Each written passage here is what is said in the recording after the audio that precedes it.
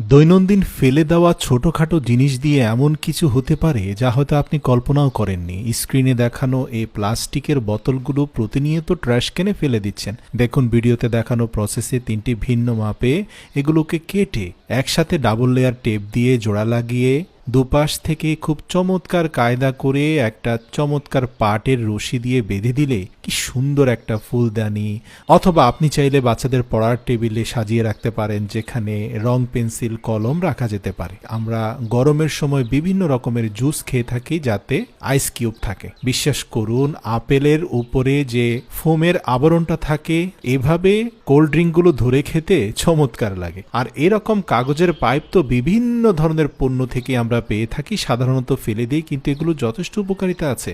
মধ্যখান থেকে কেটে বেশ কয়েকটি ছিদ্র করে আপনি কিন্তু বাসায় এভাবে ঝুলিয়ে রাখতে পারেন। এইরকম পানির বোতল, তেলের বোতল আমাদের দেশে প্রায়ই আমরা ব্যবহার করি। তো বোতলের উপরের এই ঢাকনা সাধারণত আমরা ফেলে দিই, কিন্তু আপনি চাইলে সুপার গ্লু দিয়ে লাগিয়ে দেয়ালের সাথে ঝুলিয়ে দিতে পারেন। কেন ঝোলাবেন? এই যে দেখুন প্রয়োজনীয়তাটা। টাওয়েল থেকে শুরু করে যে কোনো জিনিস এখানে কিন্তু কাজে লাগবে। এটা আসলে বিপদের মুহূর্তে প্রয়োজন সারার জন্য যথেষ্ট উপকারী। শুধু তাই নয়, এই প্লাস্টিকের ক্যানটাকে ভিডিওতে দেখানো প্রসেসে এক পাশ কেটে ফেলে সেখানে অসংখ্য ছিদ্র করে দেবেন। তারপর অপর প্রান্তের সাথে প্লাস্টিকের একটা রিং হুক তৈরি করে সেটাকে একটা ঢাকনার মতো বানিয়ে ফেলতে পারেন। এই জিনিসগুলো হয় কি, আপনার রান্নাঘরের বিভিন্ন প্রয়োজনীয় রসুন, লেবু, গাজর বা পেঁয়াজগুলোকে রেখে দিয়ে আপনি ঢাকনা দিয়ে রাখতে পারেন, চাইলে ফ্রিজের ভিতরেও রাখতে পারেন।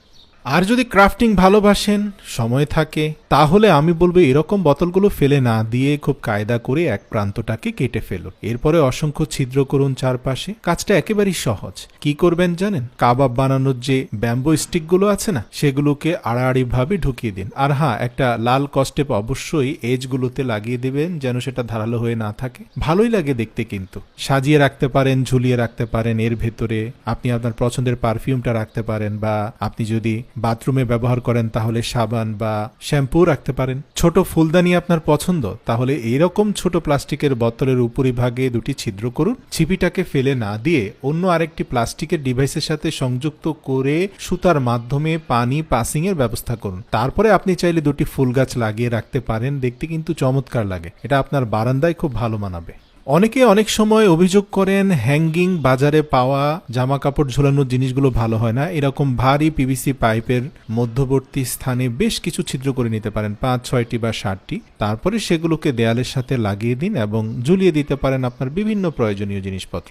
আসুন, আপনার হাঁড়ির উপরে ঢাকনাটা ছুটে গিয়েছে, যেটা প্লাস্টিকের ছিল। তেলের বোতলের গ্রিপারটাকে খুব কায়দা করে কেটে তার মধ্যবর্তী স্থানে ছিদ্র করে ব্যাস সেটাকে হাঁড়ির উপরে লাগিয়ে